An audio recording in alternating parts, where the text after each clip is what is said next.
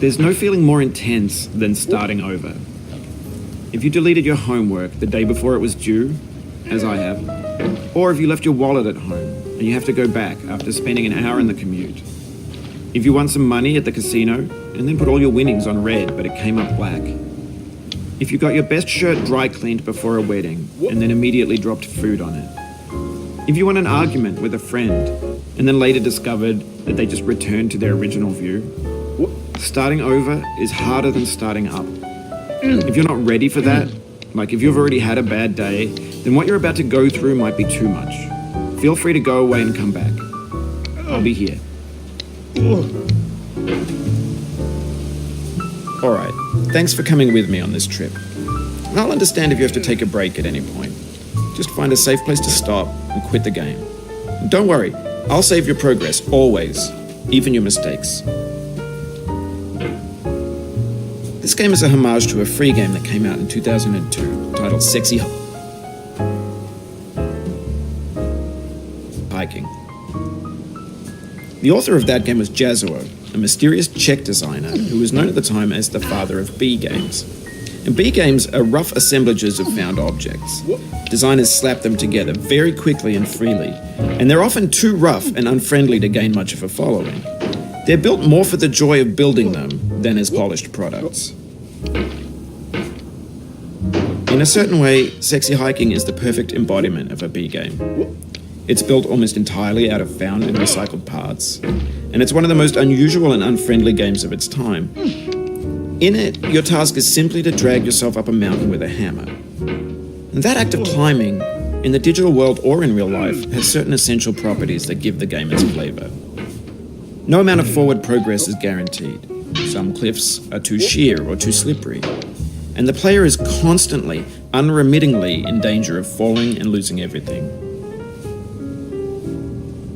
Anyway, when you start Sexy Hiking, you're standing next to this dead tree that blocks the way to the entire rest of the game. It might take you an hour to get over that tree, and a lot of people never got past it. You prod and you poke at it, exploring the limits of your reach and your strength, trying to find a way up and over. And there's a sense of truth in that lack of compromise. Most obstacles in video game worlds are fake. You can be completely confident in your ability to get through them once you have the correct method or the correct equipment or just by spending enough time. In that sense, every pixelated obstacle in Sexy Hiking is real. The obstacles in Sexy Hiking are unyielding, and that makes the game uniquely frustrating. But I'm not sure Jazzuo intended to make a frustrating game. The frustration is just essential to the act of climbing, and it's authentic to the process of building a game about climbing. A funny thing happened to me as I was building this mountain. I'd have an idea for a new obstacle, and I'd build it, test it, and it would usually turn out to be unreasonably hard. But I couldn't bring myself to make it easier. It already felt like my inability to get past the new obstacle was my fault as a player rather than as a builder. Imaginary mountains build themselves from our efforts to climb them, and it's our repeated attempts to reach the summit that turns those mountains into something real. When you're building a video game world, you're building with ideas, and that can be like working with quickset cement. You mold your ideas into a certain shape that can be played with, and in the process of playing with them, they begin to harden and set until they're immutable, like rock. And at that point, you can't change the world. Not without breaking it into pieces and starting fresh with new ideas. For years now, people have been predicting that games would soon be made out of prefabricated objects, bought in a store and assembled into a world. And for the most part, that hasn't happened, because the objects in the stores are trash. I don't mean they look bad or that they're badly made, although a lot of them are.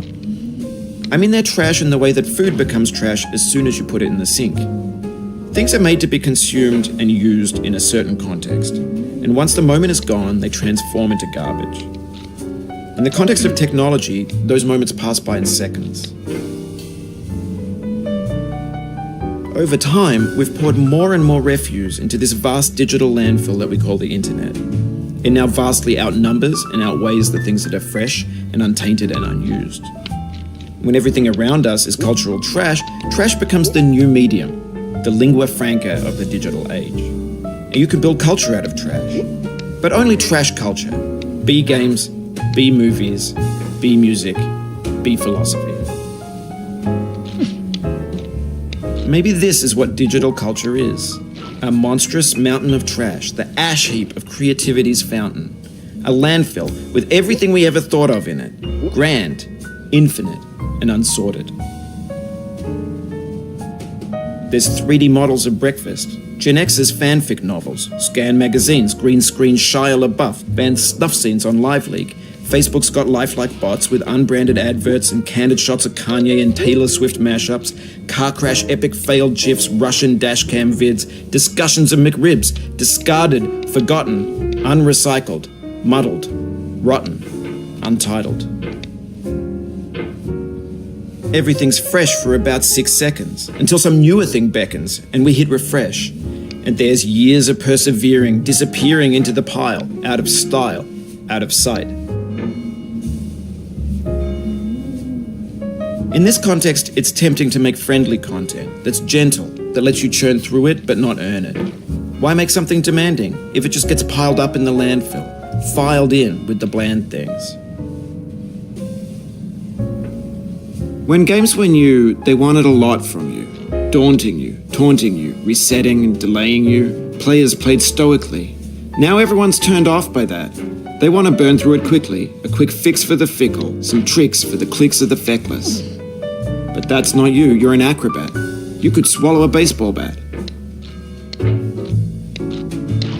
Now I know, most likely you're watching this on YouTube or Twitch, while some dude with 10 million views does it for you, like a baby bird being fed chewed up food. That's culture too. But on the off chance that you're playing this, what I'm saying is, trash is disposable, but maybe it doesn't have to be approachable. What's the feeling like? Are you stressed? I guess you don't hate it if you got this far. Feeling frustrated? It's underrated. An orange is sweet, juicy fruit locked inside a bitter peel. That's not how I feel about a challenge. I only want the bitterness. It's coffee. It's grapefruit. It's licorice. It feels like we're closer now. Composer and climber, designer and user. You could have refused, but you didn't. There was something in you that was hidden, that chose to continue.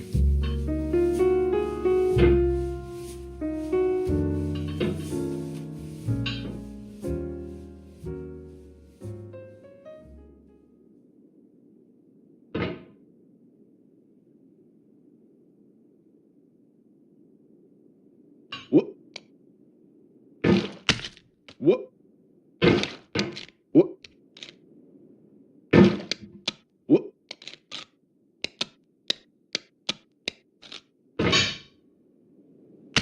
Whoop.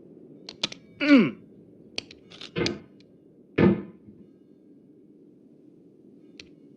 Whoop. Mm. Oh.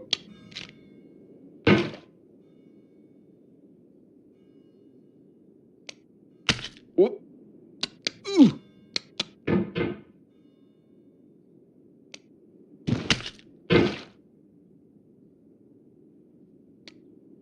Whoop.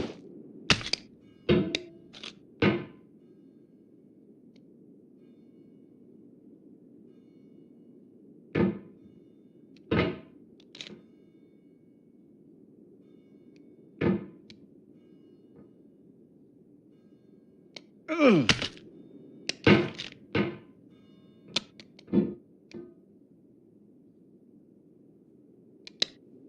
Oh.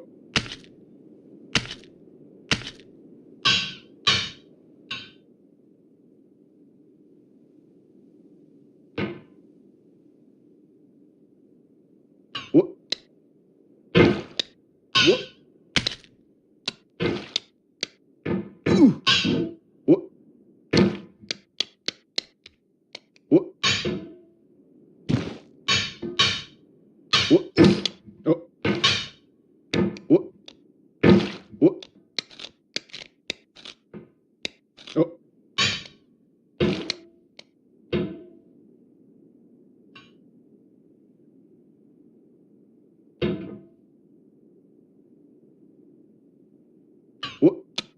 Oh.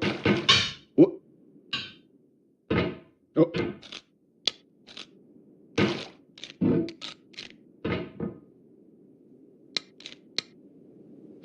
What? It means a lot to me that you've come this far, endured this much. Every wisecrack, every insensitivity, every setback you've forgiven me is a kingly gift that you've given me.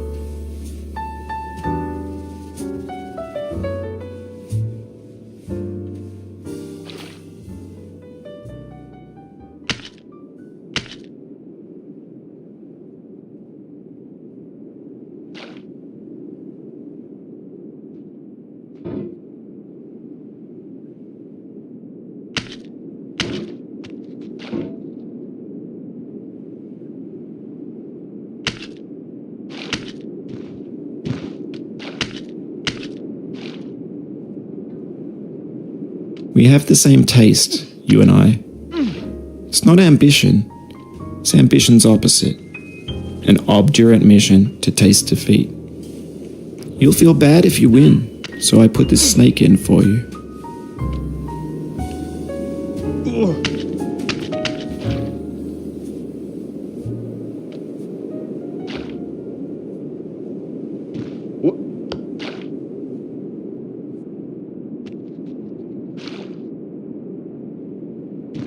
What? What?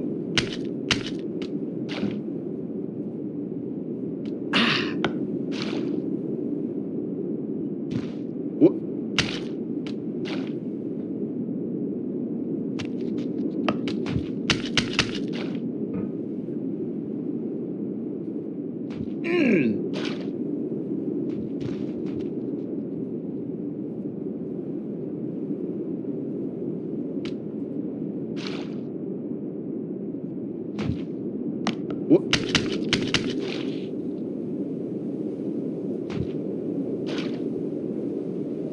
What? What? What?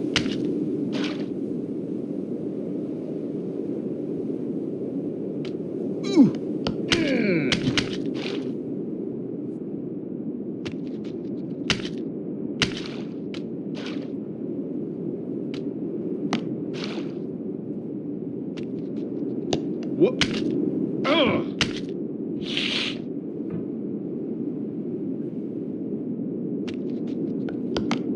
What?